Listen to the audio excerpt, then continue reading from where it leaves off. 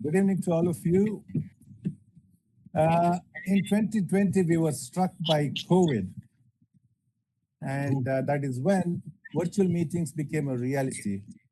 Webinars came into being. Our good friend and dynamic person, Dr. Ravi Kumar Undavalli, thought of a brilliant idea. What was that idea? To have webinars on geoheritage, and that was a very nice way to make use of our time. Instead of sitting at home and wailing away our time, we started off with this very nice activity. So this day in 2020, we had the inaugural or the first webinar on geoheritage. And in these 6 years, today is 2020, the same day, and we have the 6th anniversary geoheritage webinar today. And what did we do in these 6 years? A lot of things. What did you do? One is, we discussed methodologies so that it will benefit people who are into geoheritage work. So that was done. And then several geotourism traverses were taken by our very senior geologists. Although they retired, they proved that they are not tired of working. So they traversed across the length and breadth of India and did geotourism traverses and put up all the data on a website. And these geotraverses and also other webinars pertaining to geoheritage sites were made possible through these series of webinars. And this is not a mean achievement at all. It is fantastic. And after these webinars were done, it triggered more discussions and it triggered further work on geoheritage. So I think that with all this, we are closer to, not very close, but closer to the goal of establishing one or more geoparks in the country. And having said that, I must also say that the top-down approach is also progressing very well. And in today's webinar, friends, we will have 3 seasoned geologists who will present what they did recently. The Hampi to Bengaluru geotourism trek and the I used to work in Dakshina Kannada district, so automatically it came to my mouth. Dakshina, Ayodhya, Mysuru. So all of these things our friends will present. So first, let me welcome Dr. Dheeraj Mohan Banerjee, Dr. Rasik Ravindra for this webinar. And of course, all of you who are virtually present to this webinar. I'll not take individual names and waste your time. So may I now call upon Dr. Satyanarayana to make his presentation. And he will be followed by Dr. Farooq and Dr. Samuel Sukumar. And each of you will have 10 minutes, maybe 11 minutes. May I know which was the first one? When did you have the first one? 31st May 2020. Which year? 2020, COVID year. 2020, okay. Yes. Yeah. Thank you, request all of you to one second. May I request all of you to mute your microphones, and if you're walking for whatever reason or busy otherwise, kindly shut off the camera. Okay, thank you very much. Yes, please. Satyanarayana garu. So thank you, Professor Shankar sir. And the presentation, this is 6th anniversary of the webinar on geotourism, geoparks. This is from Hampi to Bengaluru, Karnataka. Myself and followed by 2 more our colleagues, Dr. Farooq and Sukumar, will be presenting on other things.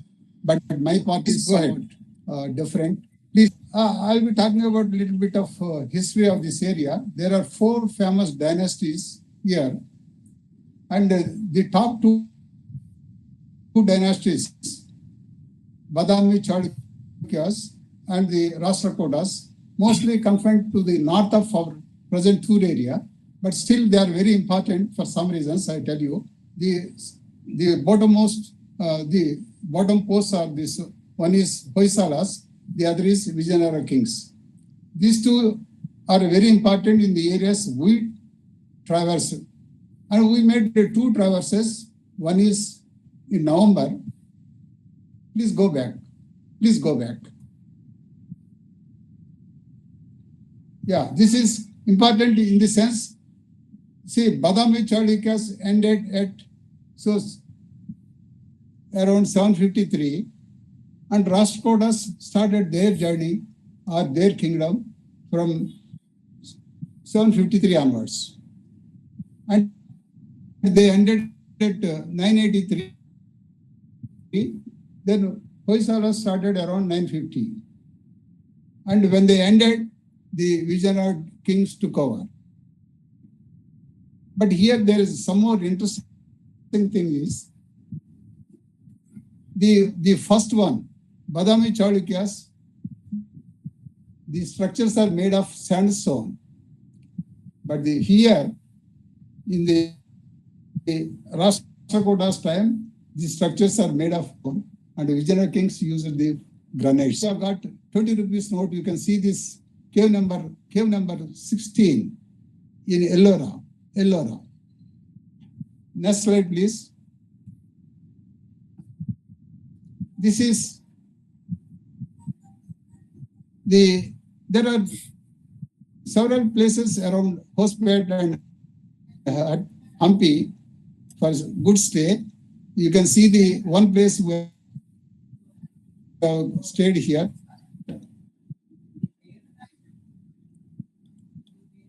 And first time, Farooq and Ravi Kumar enjoying their morning. Please. Next, please. Yeah, the track, Ravi Kumar has shown it earlier. I'll be touching the Hampi, Sandur, Ballari, Brahmagiri, then going to Shravan-Belgola, and again going to Ramnagara. I'll be ending at this place only, but others will be covering some other places. Next, please.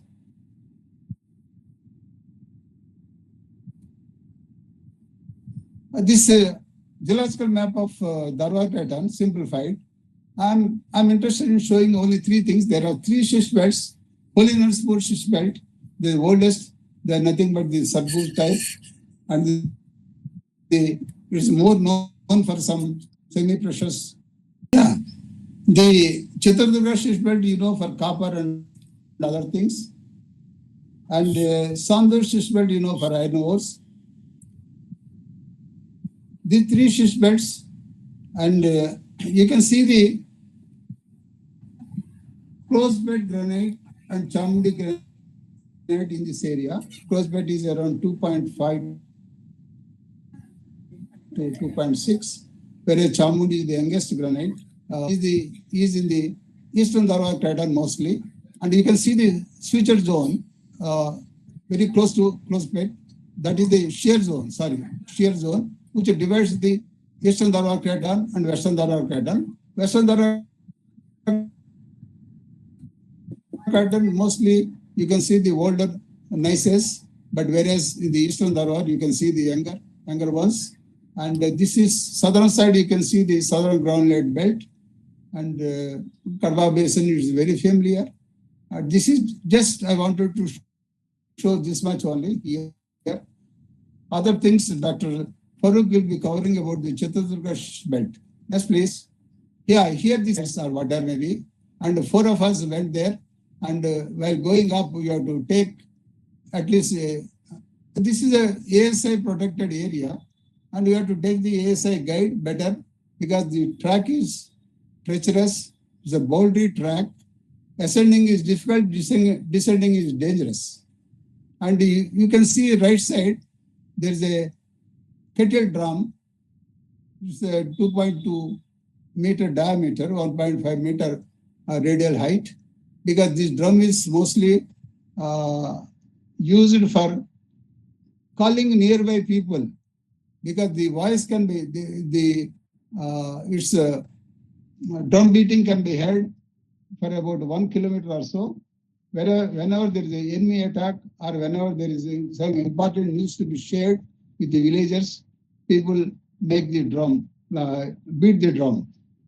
And at the top of the site, they're all Mesolithic to Neolithic, early iron ores, prehistoric paintings are there, human shelters are there.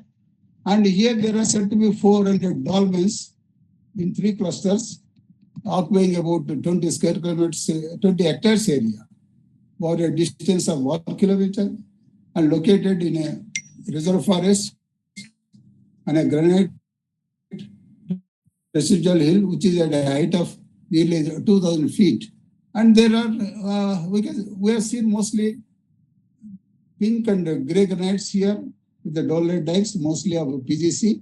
And here you can see the one dolmen that is four walls will be there, over which top stone will be there, covered. But at the bottom pothole, you can see pothole, nothing but holes. There are many theories about it, and archaeologists will be better to explain that. Many think that that holes are related to religious practices prevailing in those days. And you can see left side, you can see the site where many of the dolmens were collapsed or destroyed. This is Sandur iron ore belt. Here my interest is over. Next you can go to Ravi. Next slide, please. Yeah, it is Sandur iron ore belt. We could see one mine here. In the mine area, we could see laterite, we could see blue dust, we could see that banded hematite quartzite. This is Bruce Wood, the famous geologist come archaeologist of former GSI. Ravi, you are coming back and going forward. What is this?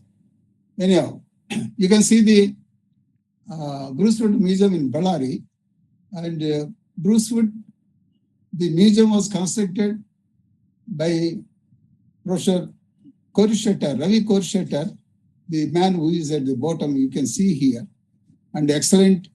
There are 2-storied building in which many things are preserved, not only artifacts, and also there are skulls, and I'm comparing our Indian things with the African things. And also this hill was first, the right side, the hill was first explored by Bruce Wood.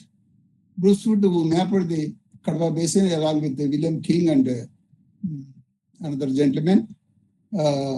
Here, he explored the hill. This is Sangankallu Hill. Here, later, our gentleman, Professor Korshetter, explored it in a detailed way.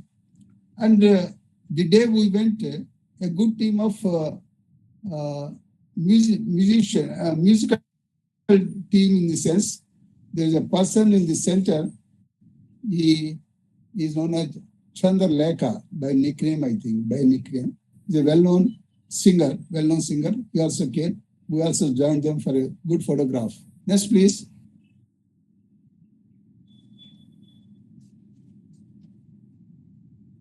Yeah.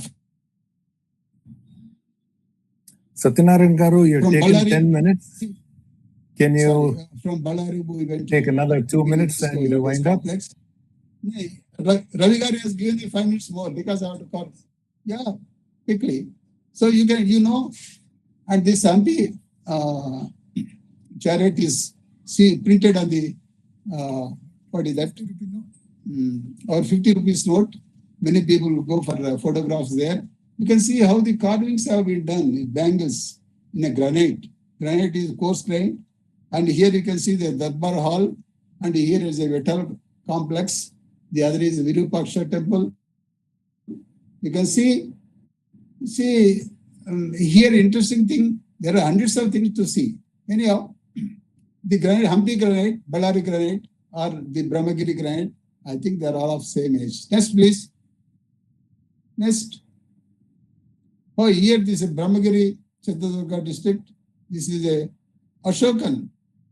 Whatever Ashokan has done, yes, written in Brahmi script, but of a Pali language. You can see at the right side, it's a well-protected area by, again, ASI. You can see the granitic terrain here.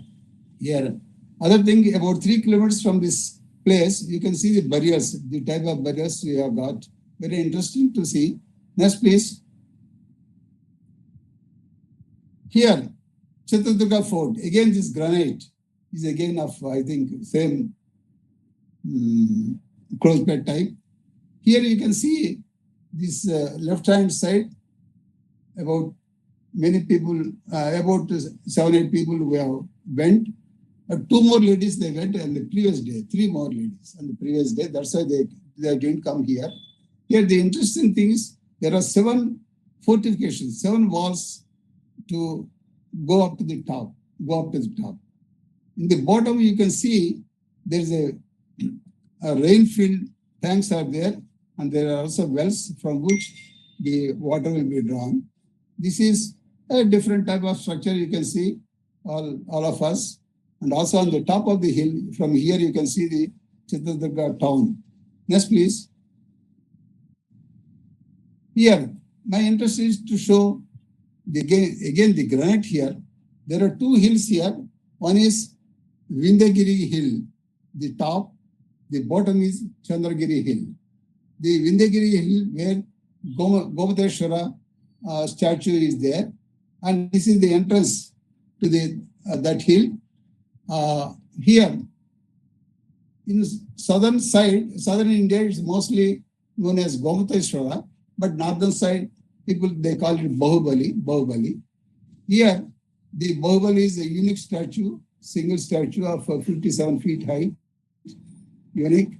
And where there are 24 Tirthankaras, they're all made of, the stone used is nothing but the soapstone of where Dr. Sukumar is going to talk about it. You can see ladies also could climb and could come. There are 600 steps here, very difficult to, the enthusiasm to go up and come back. And this Sudhaji is here. Sudhaji I could not see there. Hello, Master. One more thing. Go back to previous. Here, the Chandragiri Hill is, it's important in the because the Maurya Chandragupta Maurya, after killing so many people in the Kalinga war, he renounced everything. He came and he adopted Jainism and came and settled here. He made a penance and he died here only. He was buried here only. And that is the interesting aspect of this. But Jain Mela will be done every year. And thousands of people will come, tents will be pitched, food is served. There are many Jain restaurants also in the city. We tasted very good food. Yes, please. This is the last slide from my side. Here you can see the Ramgara granite. It is nothing but closed bed granite.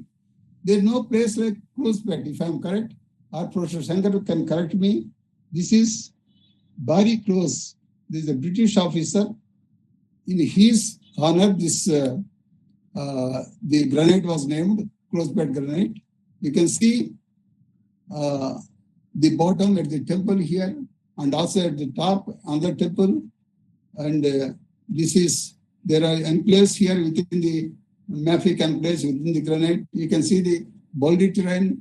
Sometimes they are known as Sholay Hills. Sholay was pictured here.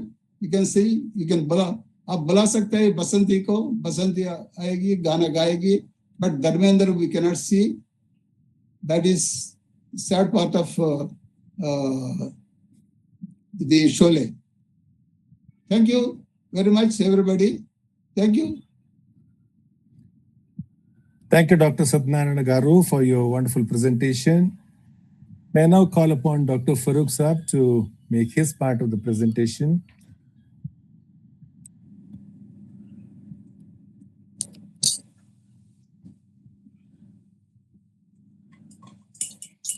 Thank you, Professor Shankar. And thank you, Mr. Satyanarayana. I'm afraid I'm going to speak about the geology of particularly iron ore, filtering out all the jargons of geology because I wanted to make it intelligible to anyone who would like to visit this area. For this reason, I have scripted a story and have picked up only those elements which I thought would make a story worth listening to. If you look at this boat-shaped Sandur schist belt, to me, some of the elements, composition of this formation opens a fascinating window into the most dynamic phase of Earth's history. Now imagine a cosmic, next slide please. Imagine a cosmic forge firing up a swirling gaseous amber. Around 4.5 billion years ago, this molten hellish ball began to cool into a glowing cinder. The inferno was doused into the Hadean era, where 4.3 billion years ago, the first stubborn tectonic islands, which we call cratons. The cratons floated like rafts. Next slide, please. Floated like rafts across a sea of turbulent lava. Ages later, the volatile emissions from this Earth, it gave rise to the first gentle rains pulled into oceans, and the foundations of our continents took shape. Then a staggering plunge into a snowball Earth. Next slide, please. Into a snowball kind of situation, 2.7 billion years ago, took shape. Now, the frozen 2.7 billion years old ice age is recorded in the drop stones of Thalia diamectite. Next slide, please. Next, please. Next slide. Yeah. Around 2.6 billion years ago, ice age's grip on the sizzling Earth finally broke. As the glaciers melted, global oceans swelled to the brim. Deep in the pitch black abyss of the ancient ocean, a silent alchemy was at work. Massive underwater volcanoes spewed millions of barrels of hydrothermal fluids into the deep sea from hydrothermal smokers' vents. These dark plumes carried a secret cargo of iron and silicon. The sky remained completely devoid of free oxygen and so no ozone. Without an ozone shield, the ultraviolet radiation blasted the shallow seas with intense energy, which split water molecules into hydrogen and oxygen. So that gave rise to the formation of oxygen, free oxygen, which did not exist till then.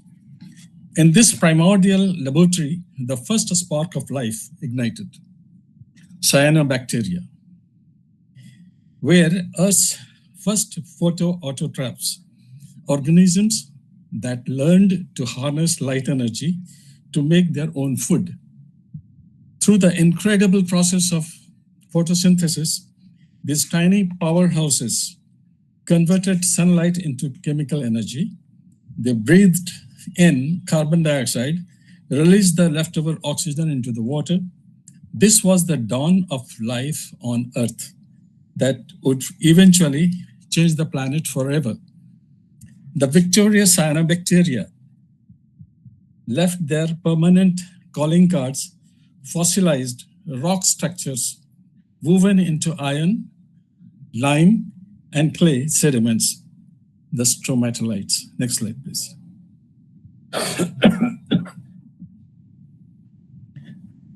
These are the locations where we have in this formation in Sandur and Chitradurga area.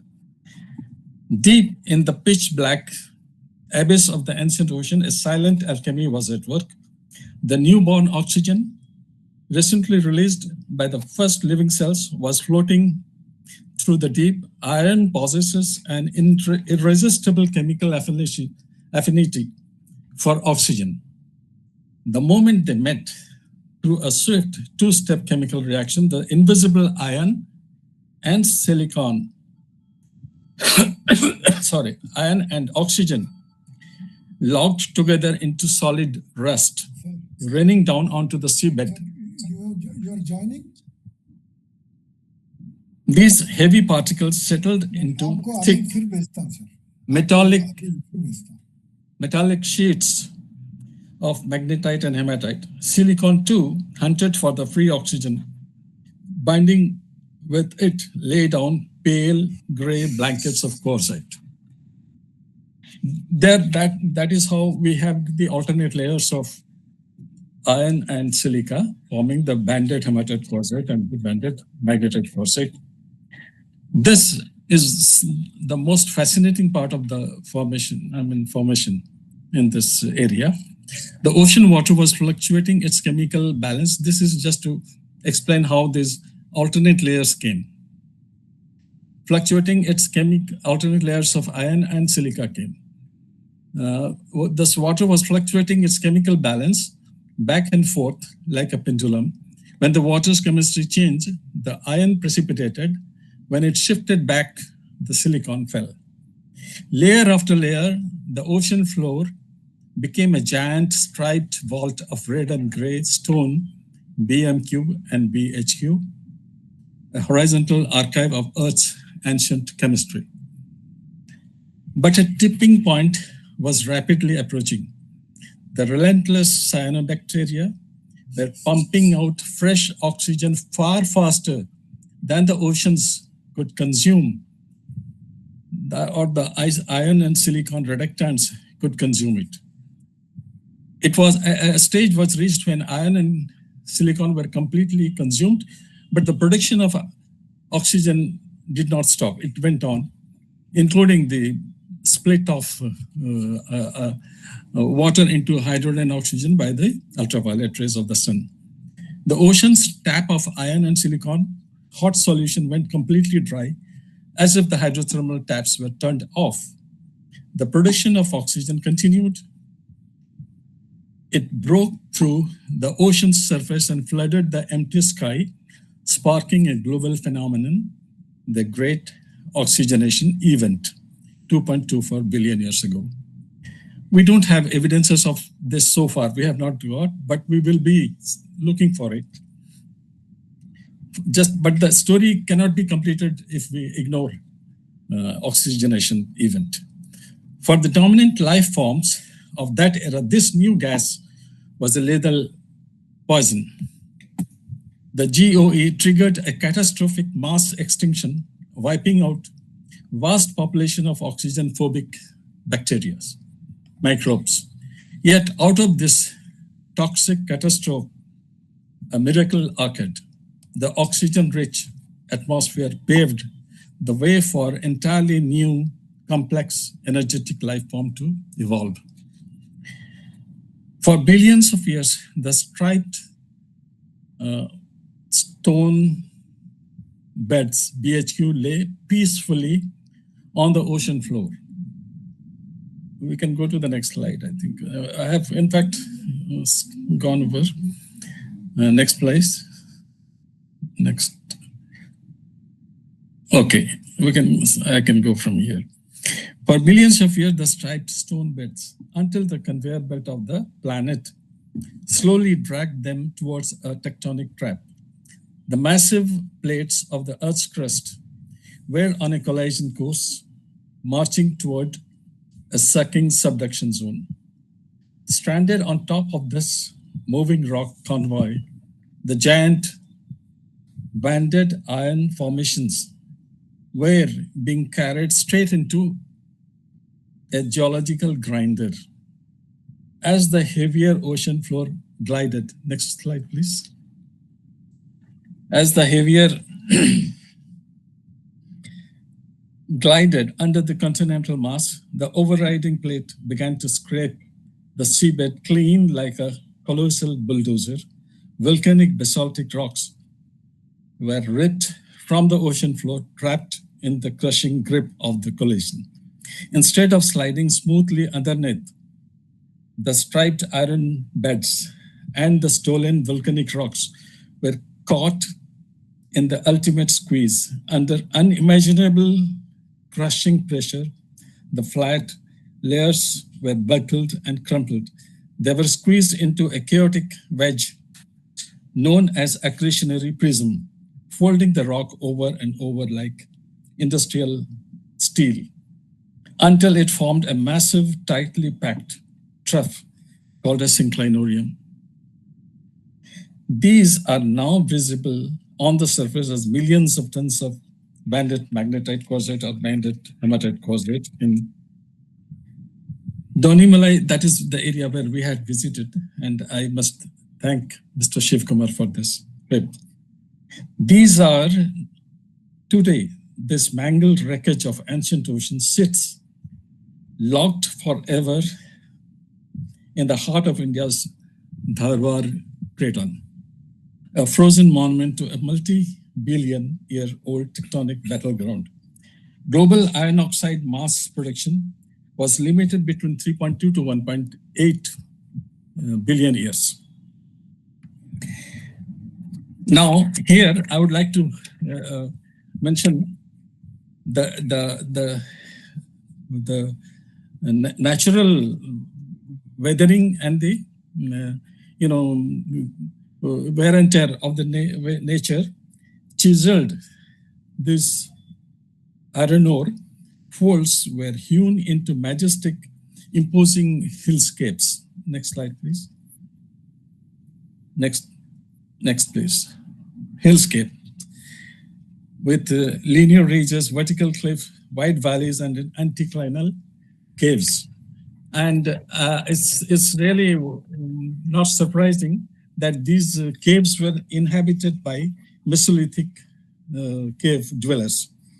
I must say that I think the Mesolithic cave dwellers had a fantastic aesthetic sense to choose Sandur iron architecture as their habitat. I leave it here because now it goes to the next, to the anthropology to be taken over subsequently, probably. Not in this meeting. Thank you, and over to Mr. Satyanarayana. Thank you, Dr. Farooq. I wonder whether you're a geologist or a professor or a storyteller, all three rolled into one. Fantastic presentation. I had focused your twin brother while writing this. Okay, thank you so much for that. And may now request Dr. Samuel Sukumar for his wonderful presentation on biodiversity at the Bhadra Wildlife Sanctuary. Dr. Samuel.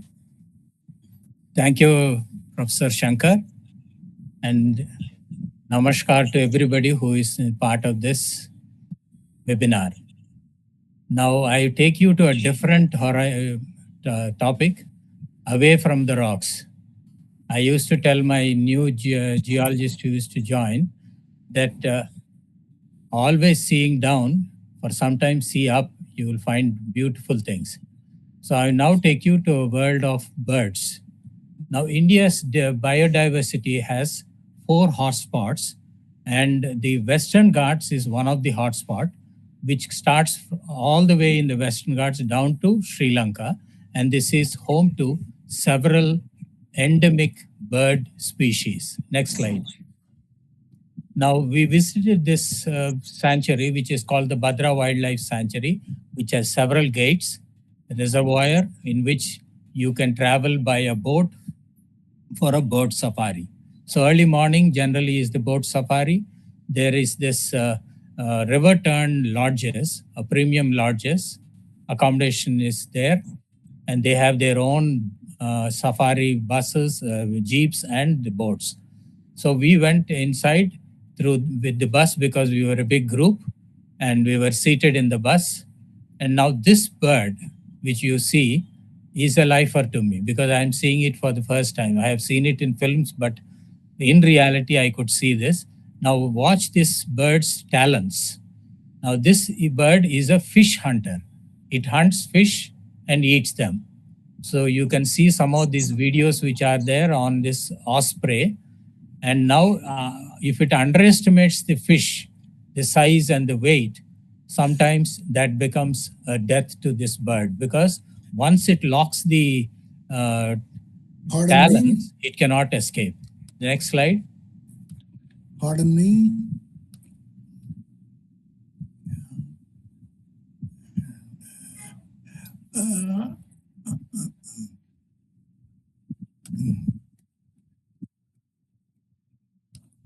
Go ahead, please. Yeah, thank you. So this bird is waiting for its breakfast. We were traveling in the boat. I could photograph some hundreds of shots of this bird. Next slide. Now we stayed at Jog Falls, very near to the falls. From our rooms, we could see the falls. And in the on this ledge, next one, we saw a bird which sits on dry trunks. Most of the raptors sit on dry trees before they hunt, and they give very good opportunities for photography. Now this bird is the fastest bird on the planet. It can dive at a speed of 300 kilometers per hour, which is called a stoot. And now with this bird's flight, they have designed an aircraft which is a war aircraft. Next one. This is the juvenile serpent eagle. Mostly lives on hunting snakes. Next one. An oriental honey buzzard, mostly living on honey. Its main food is the larvae of the beehives. Next one. Now remember this bird, which is called the Brahmini kite. The color is brown with white here and mostly seen in all of Karnataka. A black winged kite or a black shouldered kite. Another bird which eats other birds and rodents and whatnot. Next, a brown shrike. The Latin name says Linus crystallis, which is in Linus, which means a butcher. Now this bird mostly stays on thorny trees. Now you can Google and see for shrike. And most shrikes only stay on thorny bushes, and they impale their prey onto these thorns and then later on eat. Just like a butcher who puts things on a hook. A lesser adjutant, really a rare bird which we saw inside the Bhadra Wildlife Sanctuary, is mostly a scavenging bird, eating all rotten things and cleaning up the environment. Next. Bronze-winged jacana, also called the lily darter. It walks on these water lilies or lotus leaves. And this bird, the father only takes care of the brooding and the hatching and whatnot, taking care of it. The female just lays the eggs and leaves it for the male to take care of the eggs and the chicks. Next. Another view. Okay, in the Bhadra Wildlife Sanctuary, we could see these cormorants. And several countries, they use this bird as pet to hunt for fish, which are sold as a premium. And this, we could see two varieties here, the Indian cormorant, which is here, and the great cormorant. Size differs, the eye colors differ, and even the plumage changes. Next. See, the eye has a blue color here, the greater cormorant. Next. We were lucky to spot a leopard. Spotting of these big cats is a little difficult, but anyway, our bus driver was good enough to spot, and then we could get several shots of this leopard. Next. It was motionless for several minutes. Yeah, next. The Indian Bengal monitor or the Indian monitored lizard. Several of them we saw.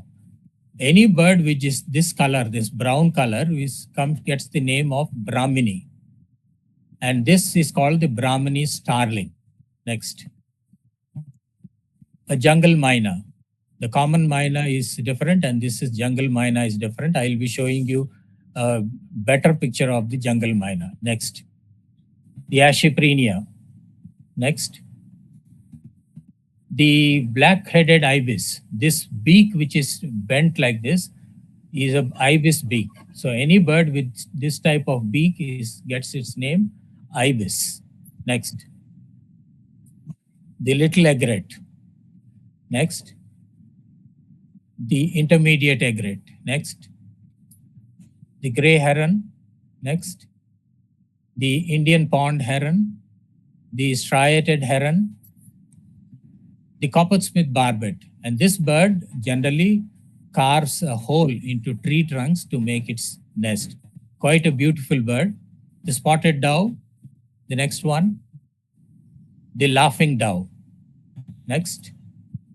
The Indian spot-billed duck. With this spot here, it gets that name. And we were lucky to photograph a mother with her 7 ducklings, all going in a military fashion. The cotton pygmy goose. The another shot of the cotton pygmy goose. Next. Next.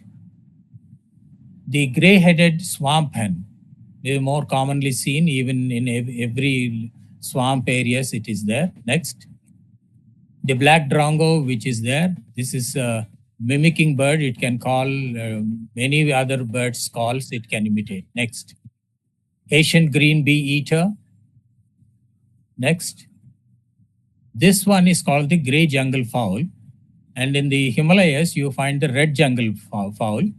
And these are the jungle fowls which are the source of the present poultry, which man developed. And then these are still there in the jungles of, in South India, this is a gray jungle. While it goes to north, it becomes a red jungle fowl. This is the female. The Indian gaur. Next. The Indian robin. The jungle babbler, because it makes a lot of noise. The painted storks. And in the foreground are the Eurasian spoonbills, because their bills look like spoons. Next. The white-browed wagtail. The white-browed bulbul. Next. The red-vented bulbul. The yellow-throated sparrow. Not that common. Next. The pied bush chart. This one is the scaly-breasted munia. Next. The rose-ring parakeet, quite common. Next. The giant wood spider. This can weave webs between 2 trees and can even catch small birds. Next. The painted grasshopper. Next. The butterflies. Chocolate pansy. There are several pansies, and this one is called the chocolate pansy. The plain tiger. Next. The common rose. Next. The general crop which is you see here are this areca nut or the betel nuts. Next. Quite refreshing and sweet pineapples we did eat there. Next. And this flower, which is called a lantana, comes in several colors. And they generally call this as an invasive species. But this is a big source for the butterflies, which it gives a lot of nectar, and the caterpillars also live on these things. Next. And the state flower of the Telangana government and several governments, it is the Tanner's cassia, and it is a medicinal plant. The sun sets, but it also rises. So this is the end of the Bhadra Wildlife Sanctuary. Now I have the next one, which is the Mysuru.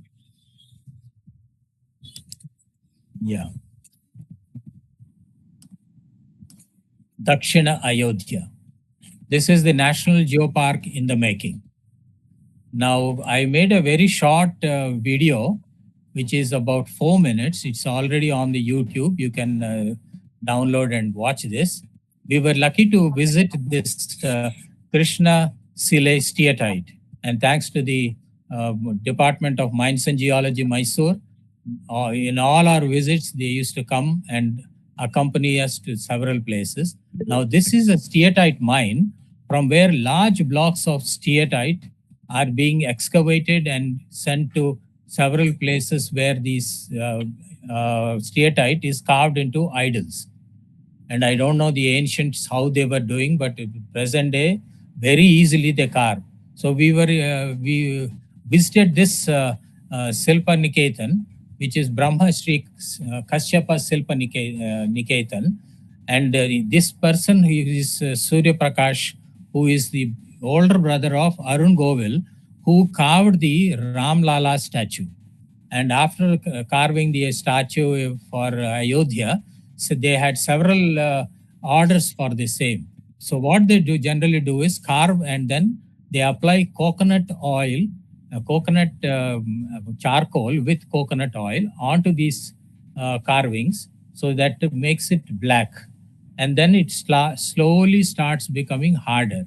And most of these Hoysala temples are carved from steatite. Next. So this is their ancestral house and their workshop or studio. And these are the Silpis who are sitting in the front, and the group which we went along with the mines and geology people. There's another place in Mysuru that is worth visiting, is this church which is called Saint Philomena's Church. And 3 of us visited this church.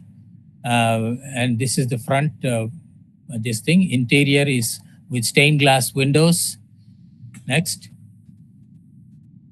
We visited the Mysore Palace and the interior of the palace now.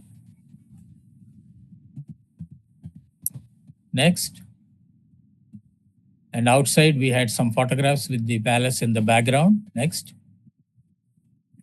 And this one is the Hoysaleshwara temple. The basement is a star-shaped base, followed by the carvings. And this is one of the UNESCO sites. And mostly disfigured by invaders. Next. So the theme is bottom is all the workforce, then the gods and goddesses, then the temple.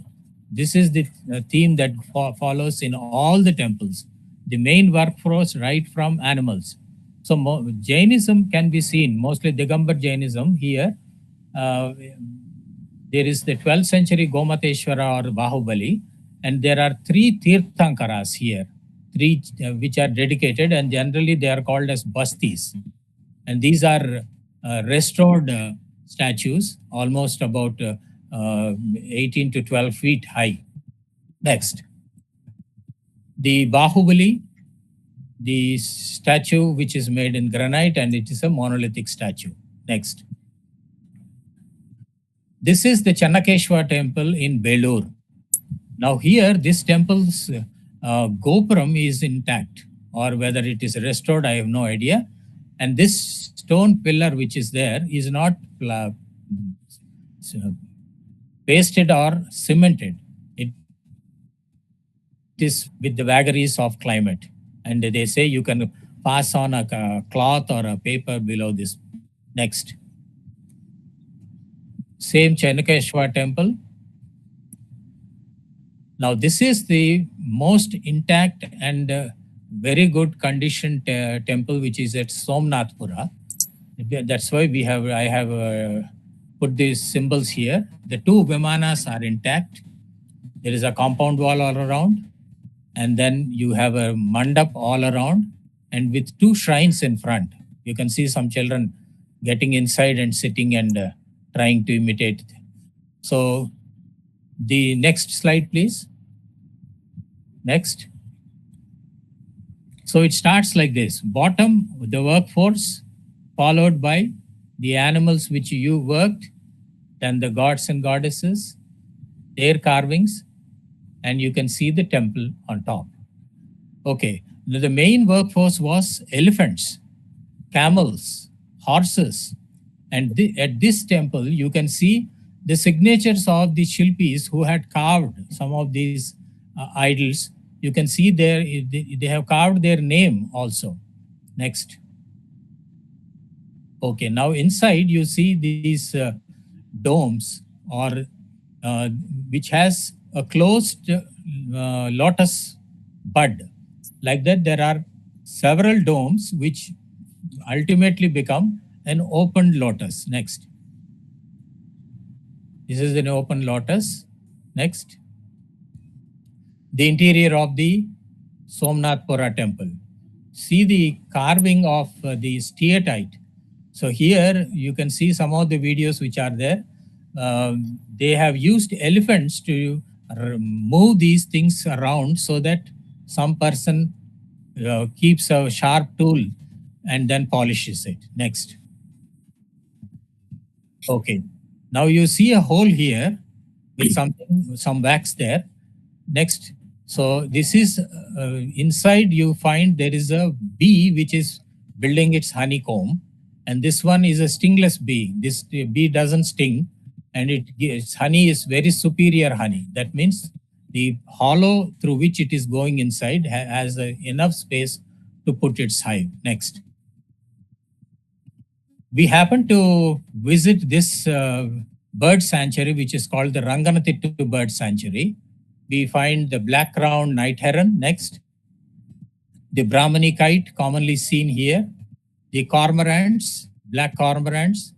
The coppersmith barbet. The mugger crocodiles. We could see about 3 of them. The painted storks. They are nesting on the trees here. Next. Next. Next. This is called the Asian open bill because only the tip of the bill only touches. The other part is all open. Now this one is collecting its nesting material for building its nest. Next. The other one. Next. Now I call this bird the bird on the bike. We were staying in a hotel in Mysuru, and this bird was sitting on motorbikes. It's called the red-whiskered bulbul. Next. A fantail, white spotted fantail, because whenever it sits on a tree, it opens its tail, and then the front part. Next. We can see these white spots here. Next. A white-browed wagtail. Next. A Tickle's blue flycatcher. It's blue in color, but suddenly if you see, you'll think it's black. The front part of it, which is orange. Next. A white-cheeked barbet, a commonly heard barbet everywhere in Karnataka, is this barbet morning or evening, but generally sits on the high canopy. Next. Next. Okay. Now we happen to visit this Gorur reservoir built on the Hemavati river, very near to Hassan. And then we have a story to tell you. Next. Okay, this is the grey francolin outside the reservoir. I was telling you about this jungle myna. This one has a feather tip which is on the upper beak of this bird. So that's how it gets its name as the jungle myna. Skyke's lark, it's also called the Skyke's crested lark because this crest goes up like that. Next. Now the river tern, rarely seen on the ground, but when it stays, it nests on the ground, builds, lays its egg on the ground, doesn't build a nest. Okay. Now this bird, when you see them like this in this fashion, hovering on some spot, you are sure that it is about to hunt. So one of them will pounce down, and we were lucky to get a shot of tern with the fish.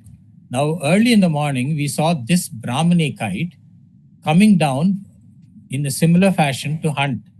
So it has picked up a fish and started flying, and it just came in front of where I was standing. And then it stayed on this tree with the fish hanging down. So I was curious enough to film how it is eating the fish. So when I went a little nearer, it dropped the fish down on the ground. But when it dropped, this fish didn't have the head. So I was wondering how fast it could eat the head. And the fish is almost more than a kilogram, because I lifted the fish and saw the weight. Next. Now, coming back, we started seeing the footage of my camera, and we found that these soft-coated otters already hunted this fish, and it was eating the fish, while this Brahmini kite has stolen the fish from this. And now Ravi Kumar Saab is all smiles. He is not trying to show this. So the spark that Ravi Kumar has ignited in geotourism, let's strive to make Dakshina Ayodhya Geopark Mysuru a reality. Thank you. Thank you, Dr. Samuel Sukumar, for your awesome presentation. So you added several more layers to the whole thing that we call geoheritage. And we've had 3 nice presentations by 3 dadas. May I now call upon the moderators, the senior dada and Dr. Rasik Ravindra, to offer their initial remarks very briefly. Dada? Okay.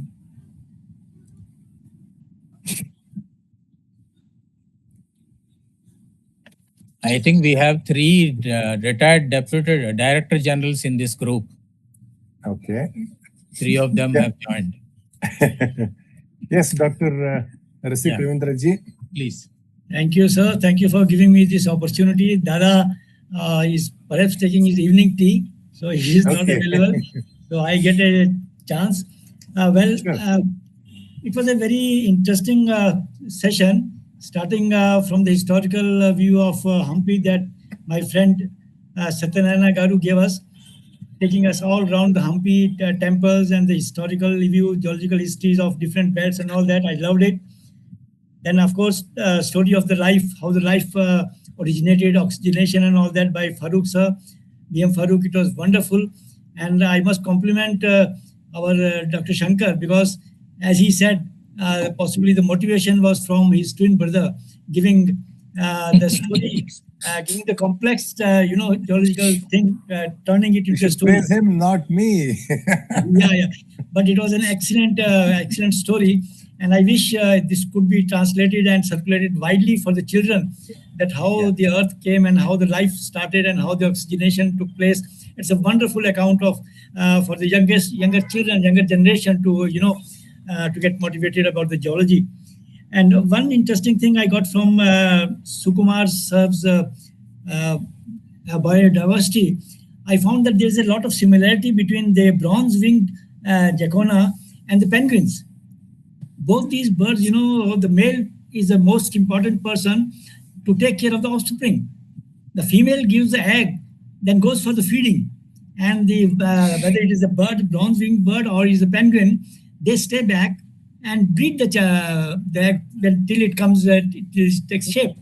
And especially for the penguins, it is very interesting, because the he penguins, when he takes care of the egg, because it's already winter, so he keeps the egg on his paws and stays motionless, because if he moves, the egg may fall on the ice and it may break or it may get frozen. So he keeps it on his toes and covers it by his wings and stays in that pose for months together and loses nearly 30 kg of his body fat.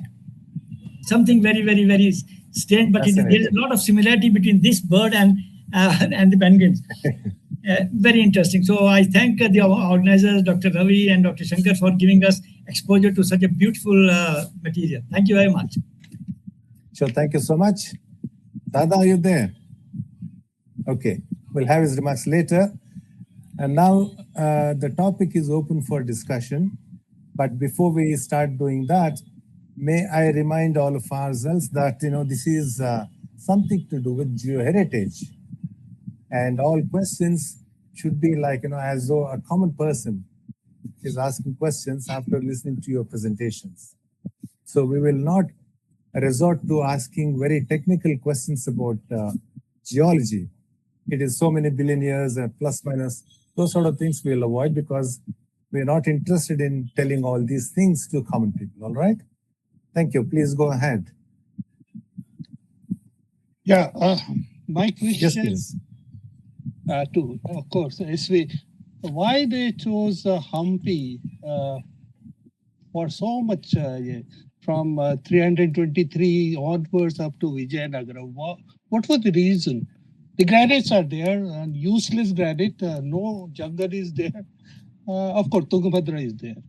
So, any thought on that one? Why so much of development happened? It was not a market area also. It was not Delhi or Nagpur or something like that. It was. What is It- it? It's a stone desert. But it was a market area for diamonds those days. But why they chose? When I went to Hampi, I was thinking we were sweating. Actually, it was very hot. You must be also having that feeling. It's a dreaded area actually.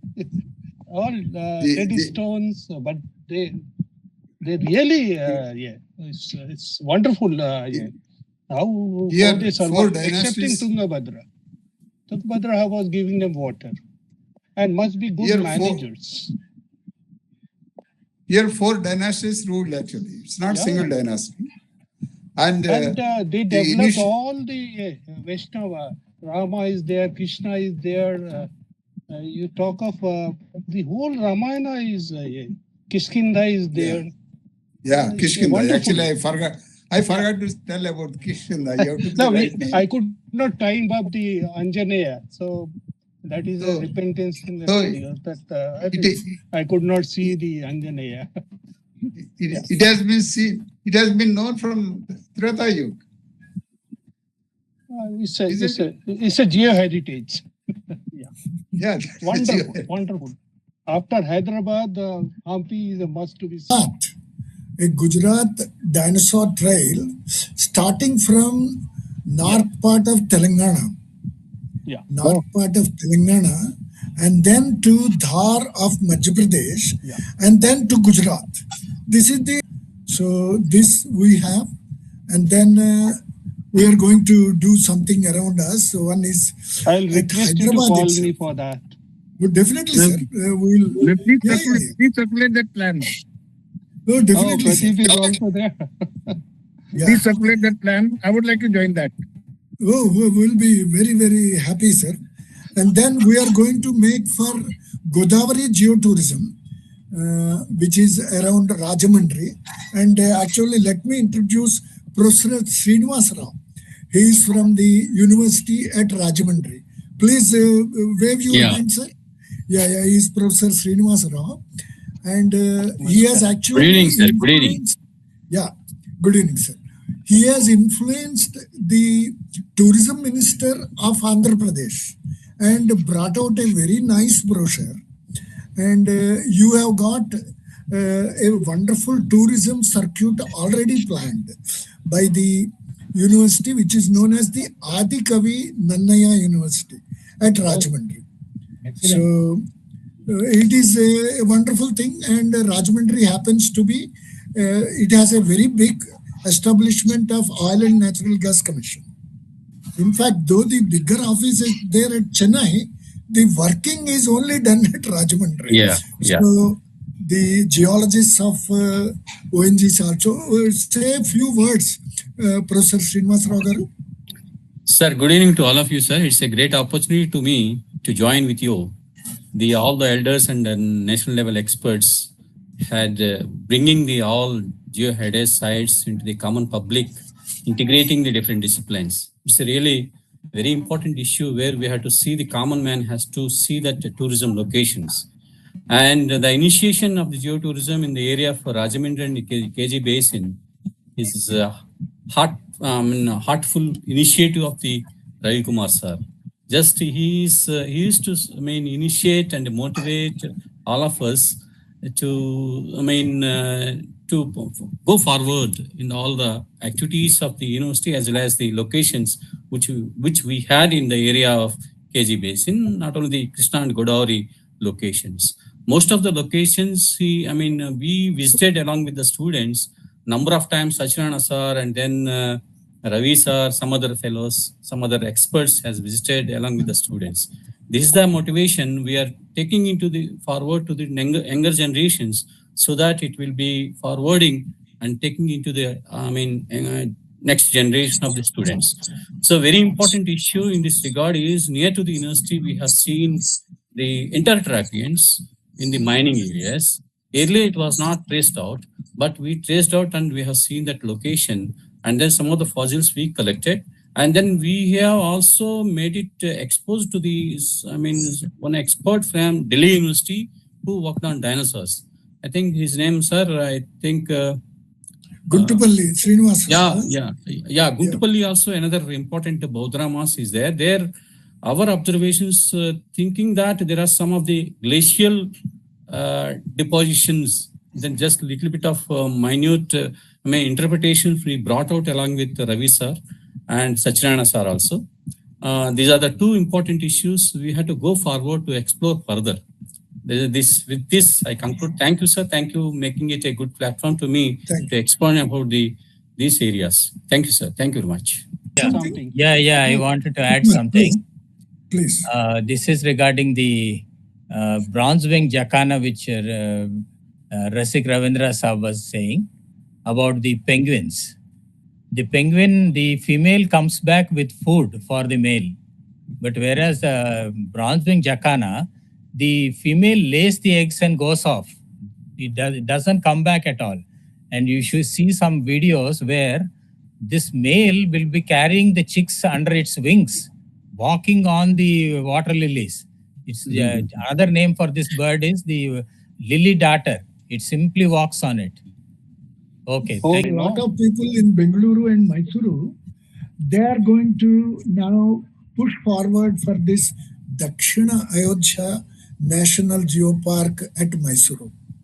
And the biggest event at Mysuru is the Dasara. 20th of October is the Dasara. So before Dasara, the 9 days of Dasara. So a lot of tourist footfall is there.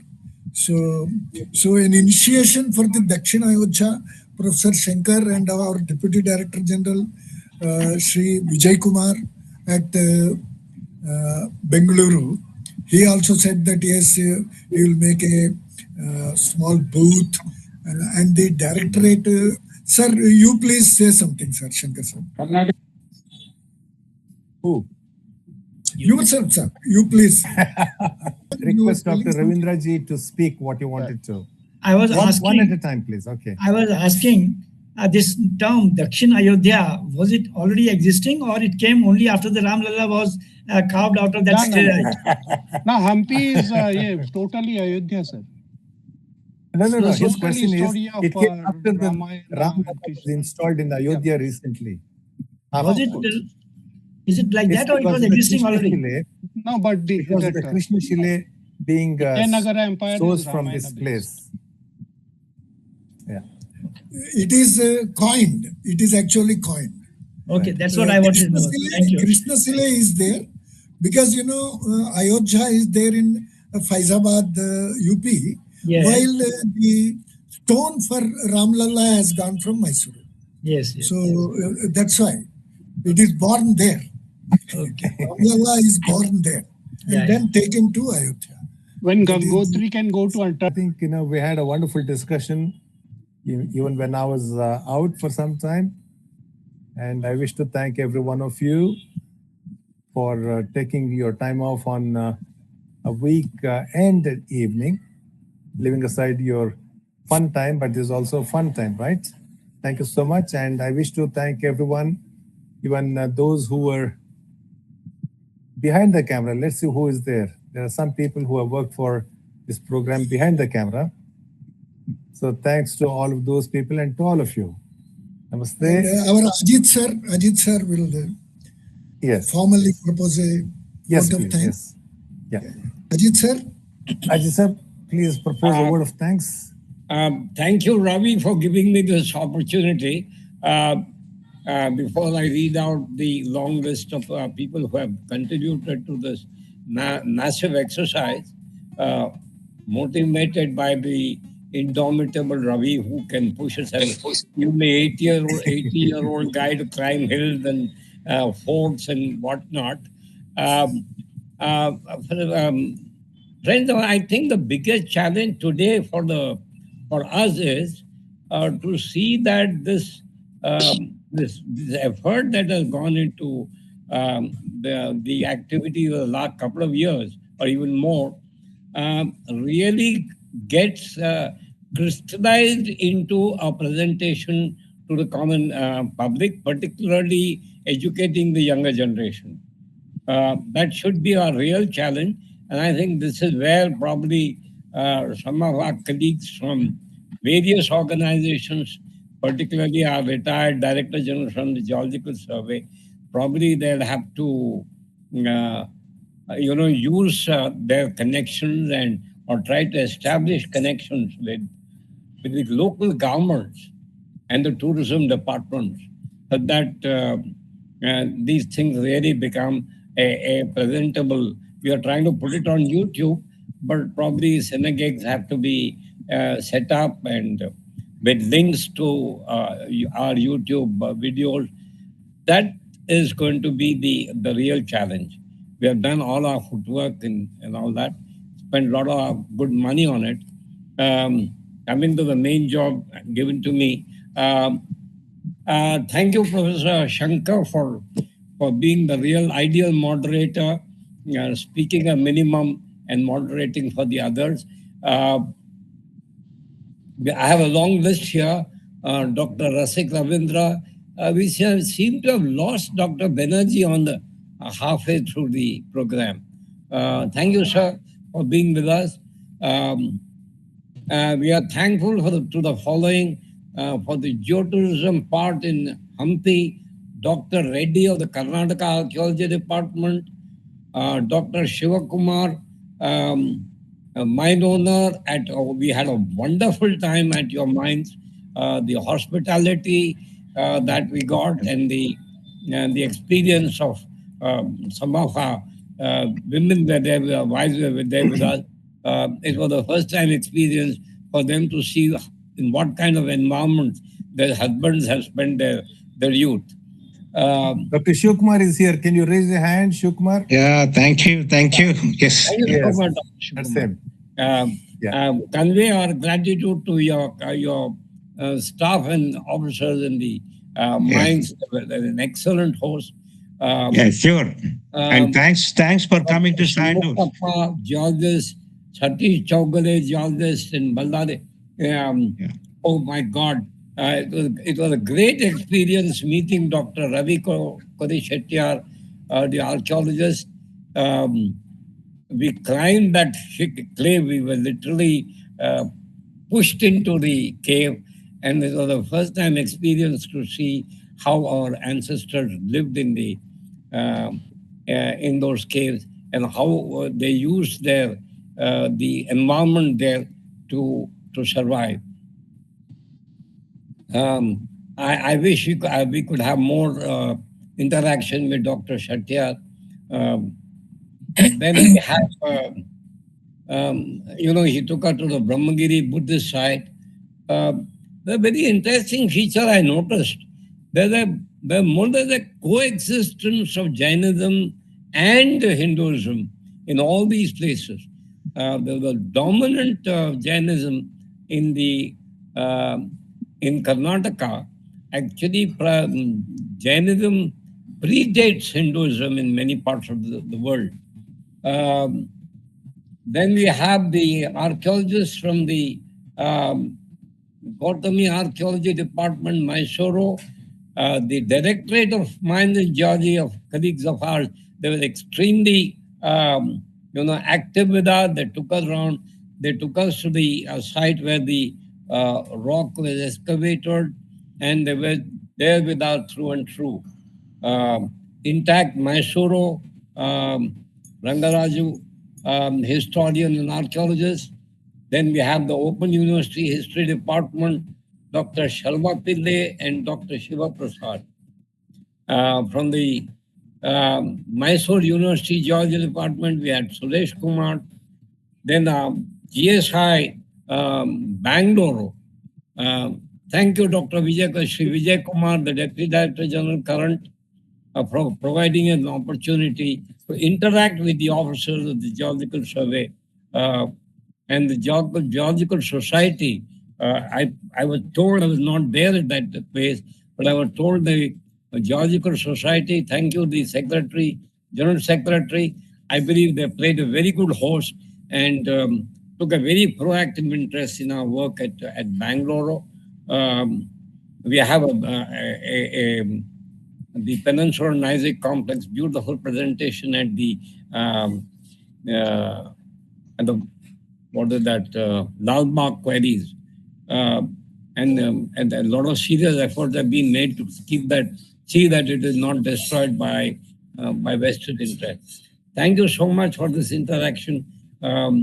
We are going to have, of course, my colleagues who have done a lot of footwork, Sukumar with his camera and his indomitable strength in doing everything possible. I wish I had half that strength. Dr. Farooq for giving that depth of geological knowledge. Several others I am missing here. I am really glad I could meet some of our colleagues after years and years. Hello, Rasik. Probably we meet after 71, Nagpur. Yeah. After probably several decades. Nitish, yeah, probably the first time after retirement, 17, 18 years ago we met. Shifted from Nagpur to Hyderabad. Yeah. So that was a wonderful experience. I think the next challenge comes to all of us in seeing that this reaches the common man, and particularly the younger generation, said that they really know what this country holds for them. There is no country like India. Mera Bharat Maharaj. Thank you so much. Thank you so much for the word of Thank you very much, thanks. sir.